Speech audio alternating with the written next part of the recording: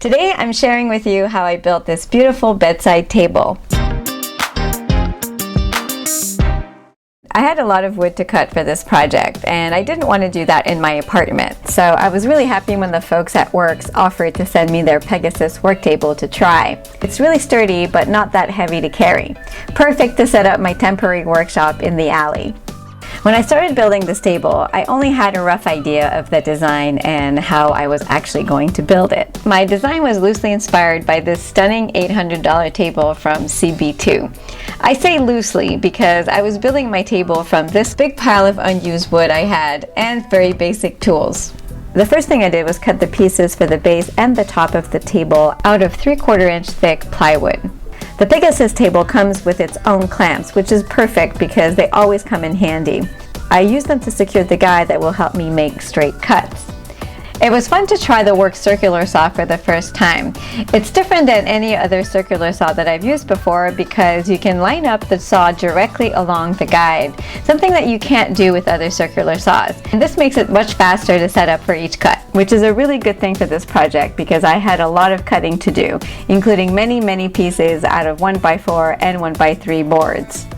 A miter saw would have been much better to get boards that are all exactly the same length, but since I didn't have one, I made do with the circular saw, and it did the job.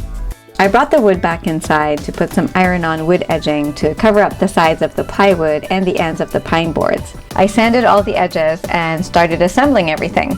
To make sure the middle section is nice and strong, I used 1 1/4 inch screws and wood glue to attach the boards together. I used a template at first as a guide to get the inset boards perfectly in the middle, and a straight edge helped to line up the bigger boards.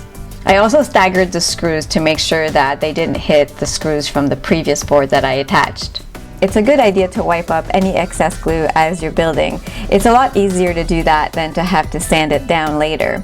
After a while, I found that using the template was a bit cumbersome, so I switched to the good old eyeballing method. It worked pretty well, but I found it was really important to check the alignment of the outer boards with each one that I was putting in.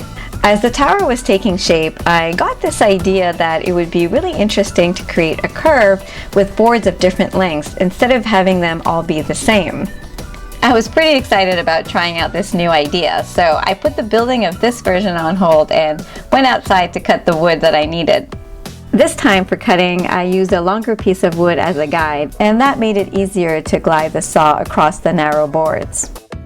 Being able to set up a workshop outside like this to cut all this wood was really amazing. It would have been so messy to do all that work inside my apartment. I have a feeling I'll be using this Pegasus work table a lot in the future.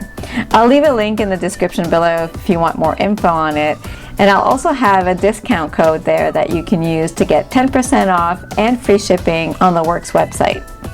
I assembled the second version of the table the same way as the first, but I used a larger base made up of 2 plywood pieces, with the top one being about 1.5 inches smaller all around than the bottom piece. Because all the boards are different lengths, I couldn't use a straight edge to line up the boards on the sides. So instead, I marked the middle of each board and used that as a guide. I also switched to using a level to check the alignment in the other direction. Otherwise, I have a feeling I would have ended up with a replica of the Leaning Tower of Pisa. I wasn't sure how this was going to look, but I really loved the curved shape, and I think I'll use this to make my table instead of the rectangular tower. I'm sure I'll find another use for it at some point. To finish making this a table, I attached a piece of plywood to the top with several 3-inch screws.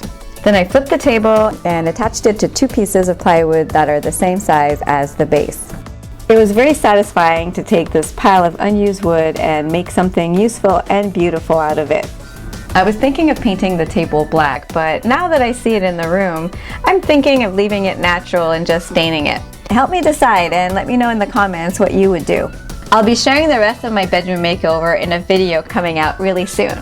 So don't forget to subscribe to my channel so that you don't miss that video, and it's also important to ring that bell, which will give you a notification when the video comes out. If you're looking for more renter-friendly bedroom ideas, you can watch this video here. And if you're looking to find out what I'm up to day to day, follow me on Instagram. Thanks for watching and see you next time.